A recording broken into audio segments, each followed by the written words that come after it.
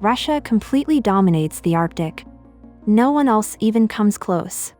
A huge chunk of Russia's oil, gas, and LNG comes from Arctic regions. Now, ask yourself, if someone ever got the chance to move in here, who would it be? You guessed it right. China calls itself a near-Arctic state, even though it isn't one. And Russia absolutely hates that label because for Moscow, the Arctic isn't up for debate, it's core Russian territory. Russia didn't bring China into the Arctic because it trusted Beijing. It did it because it had no choice. China was given access for research, not control. But after the Ukraine war, Western sanctions hit hard. Western money was gone. LNG equipment, ice-class ships, engineering know-how all cut off. Suddenly, Russia needed Chinese cash, Chinese shipyards, and Chinese buyers who would sign long-term energy deals. So Chinese equipment replaced banned Western components. Energy projects moved ahead. Shipping cooperation expanded. China uses the near-Arctic state label to make its presence feel normal.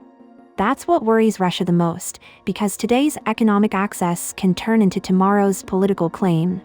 Down the line, China could even push for international control over Arctic rules. At the same time, Russia stays strangely quiet on issues that favor China. It has accepted unfair energy pricing, buyer dominance, and yuan-based settlements instead of rubles. Russian banks are now deeply tied to China's financial system. Even though oil trade dropped after sanctions, Russia and China keep expanding LNG trade like nothing happened.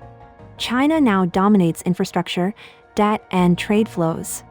Russia still controls security and labor migration, but economically, Central Asia isn't Russia's backyard anymore. It's China's market. Moscow puts up with this because it doesn't have the money or alternatives. Chinese machines, software, and components are flooding into Russian industry as Western sanctions push Russia deeper into China's tech ecosystem. That's risky for Moscow because the dependence runs only one way, exactly how China prefers it.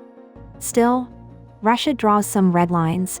No Chinese military presence in the Arctic, no control over navigation rules, and no formal alliance or mutual defense pact. Russia accepts dependence, but it refuses subordination, at least not yet.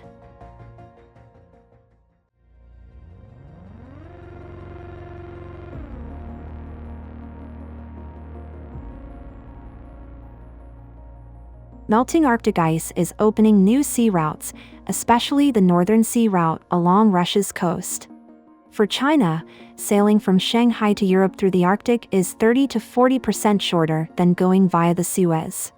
China has plugged this route straight into the BRI by calling it the Polar Silk Road. And it wants long-term stakes there before the rules are fully set. Because China isn't planning for today, it's planning for 2040 or 2050. So, why does this matter for India? India's maritime power comes from controlling Indian Ocean choke points like Malacca, Hormuz, Bab el-Mandeb. Right now, most of China's trade with Europe has to pass through these waters. That gives India leverage. But if China builds a real Arctic alternative, it can partly escape that pressure without ever fighting India. And China doesn't need a full replacement. It just needs options. Deterrence works when there are no alternatives. The Arctic gives China strategic backup routes. It dilutes India's leverage, even if it doesn't erase it. This isn't a sudden grab. It's slow, quiet normalization, classic salami slicing. That's why Russia's strength matters directly to India. A strong Russia keeps the Northern Sea Route sovereign, controls access, and keeps China as a user, not a rule maker. If that changes, India becomes less central to China's maritime risk calculations. And that's exactly why China insists on calling itself a near-Arctic state. That label isn't symbolic. It's legal positioning for the future. China's Arctic strategy isn't about replacing the Indian Ocean today, it's about escaping India's leverage tomorrow. And thankfully, Russia knows this.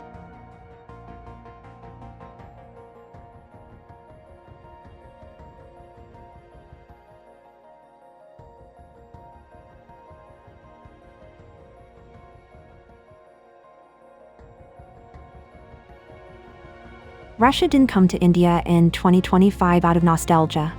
It came out of necessity.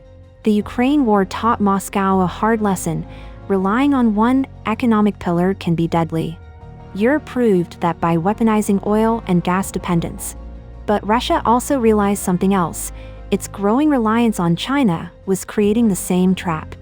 When you depend on one buyer, one lender, one logistics system, you lose leverage. China sets the prices, the terms, the timelines. Russia can't credibly walk away.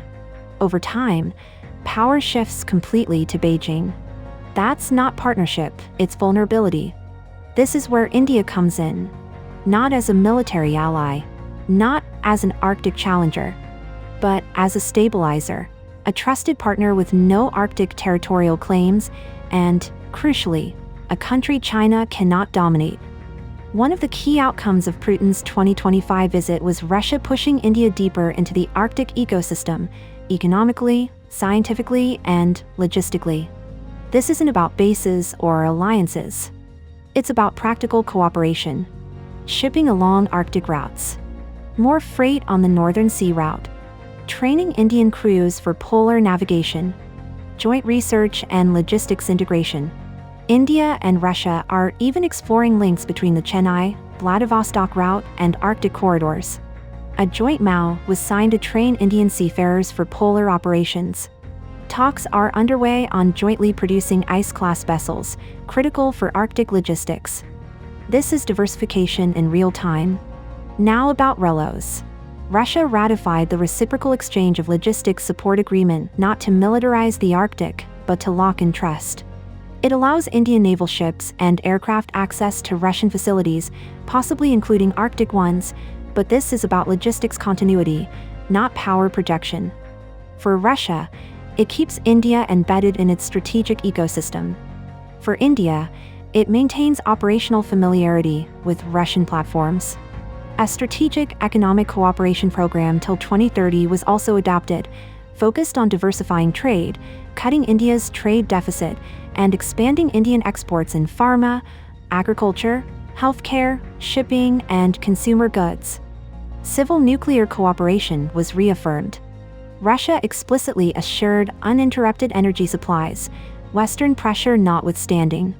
Add people-to-people exchanges, labor mobility, and cultural cooperation, and this was clearly multi-layered statecraft, not a one-off deal. So why does India do this? Because India believes in a multipolar world. And multipolarity collapses if Russia slips fully into China's shadow. A China-subordinated Russia creates a lopsided bipolar system, with India stuck as a pressured swing state. That's unacceptable. A China-dependent Russia means unreliable defense supplies in crises, the loss of a crucial UN balancing vote, deeper China-Pakistan-Russia alignment in Eurasia, and more pressure in Central Asia and the Indian Ocean. India engages Russia not to oppose the West, but to stop China from monopolizing Eurasian power. This logic still confuses many Western leaders stuck in Cold War thinking. But today, strategic autonomy isn't a slogan, it's survival. Putin's 2025 visit wasn't about choosing sides. It was about making sure there are still choices left.